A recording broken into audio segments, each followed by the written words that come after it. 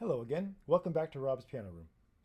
So now that we've looked at making simple melodies using the notes of the chord, we can now make our first steps towards using the rest of the notes of the scale, and maybe even a few chromatic notes along the way. The important thing to understand here is that although we have many options and colors available, we want to be conscious in how we use those notes in relation to the notes of the chord. So let's think of the chord notes as our safe notes and the non-chord notes as our color notes. So in order to sound coherent in a traditional harmonic context, the color notes should lead us back to the safe notes or the chord tones in a satisfying way. For example, again, here's my C chord.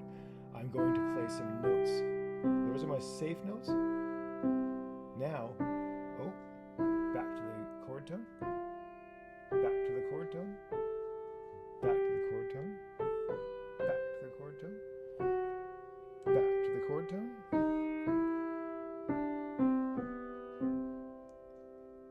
So we use the color notes in specific ways that lead us back to the chord tones and make them sound like they have a little more importance.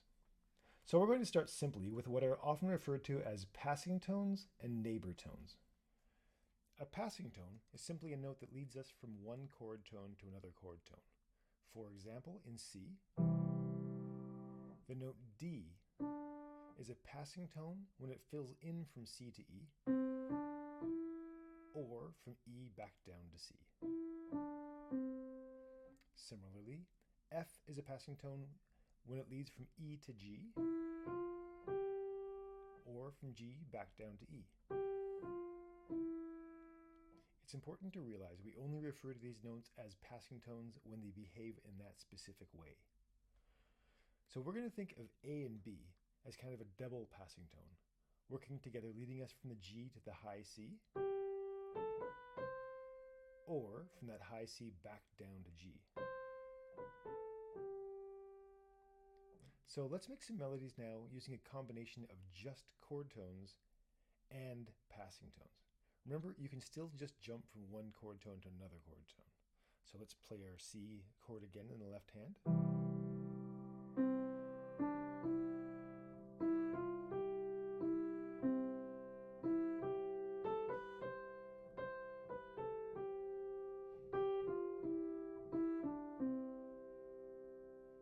You can also lead right from one passing tone to the next.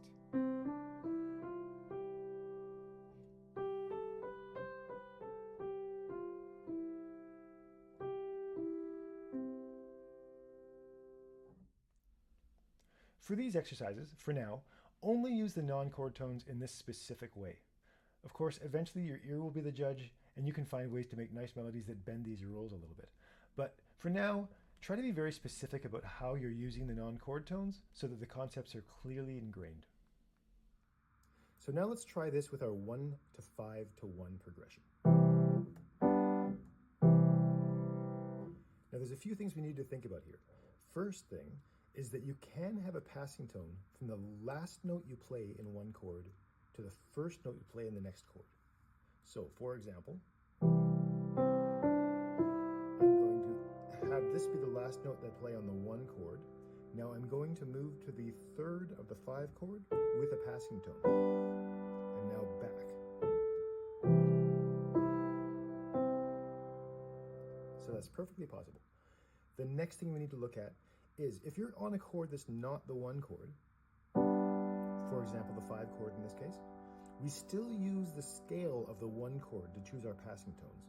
So if I'm going from this note to the high G here, I'm going to use the F natural.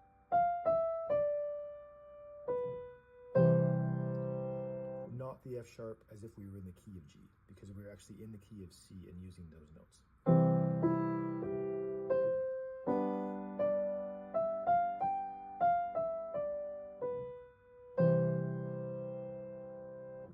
Okay, so let's play around a little bit, still without a time signature.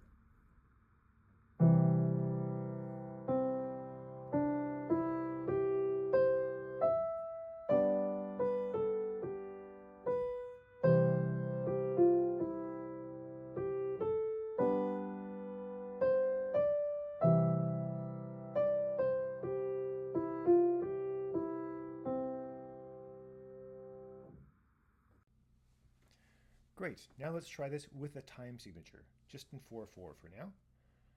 Here's just C. 1, 2, 3, 4. 1, 2, 3, 4. 1, 2, 3, 4. 1, 2, 3, 4. Now let's try our 1 to 5 to 1 progression. 1, 2, 3, 4. 1, 2, 3, 4. 1, 2, 3, 4.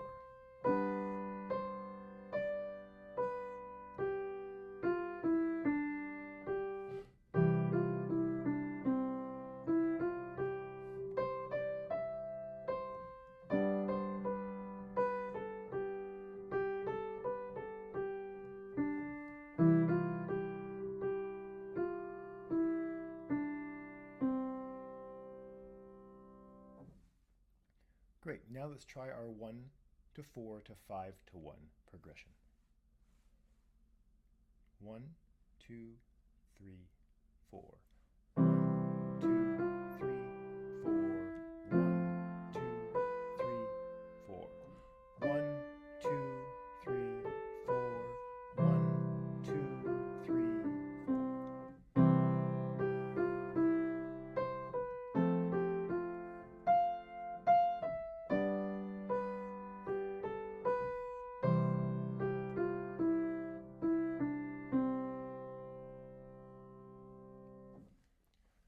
Notice that when we're on the 4 chord, we use the B natural, as it's still in the key of C, much like we used the F natural when we were playing the 5 chord. So now we're going to look at the neighbor tone. The neighbor tone is even simpler. It simply moves up or down from the chord tone and then returns to the same chord tone. So now let's look at our neighbor tones on the keyboard. So neighbor tones being just moving up or down from a chord tone and then back to the same chord tone. So from C, let's try our uppers first. Upper neighbor from E.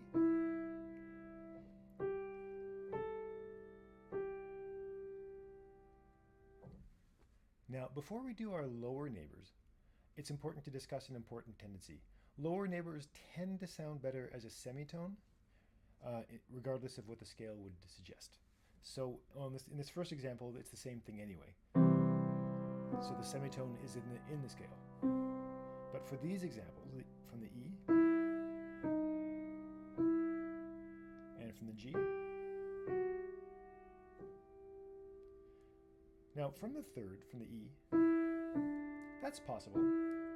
I still think this one's a little more elegant, but both are possible. In this one, the F sharp sounds quite a bit nicer than the F natural to my ears. So now let's play melodies using only chord tones and neighbor tones. 1, 2, 3, 4.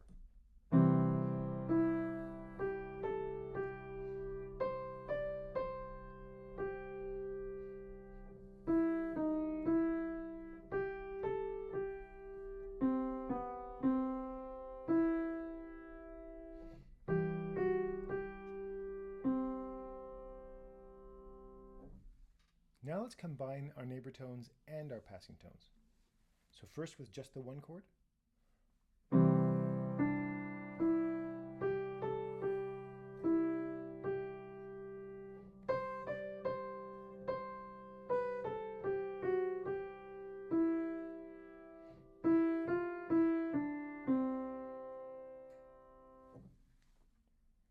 Now with our 1 and 5 chords.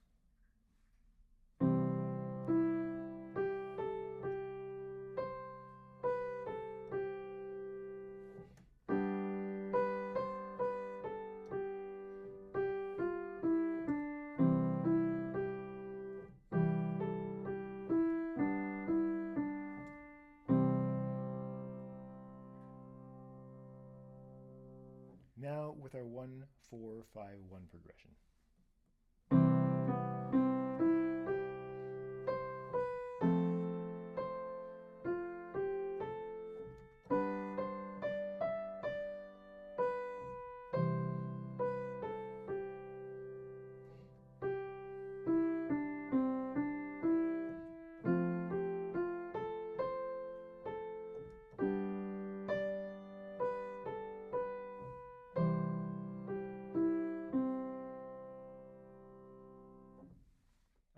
enjoyed this module of Rob's Piano Room. Don't forget to check out the accompanying PDFs for more examples and practicing materials. See you next time.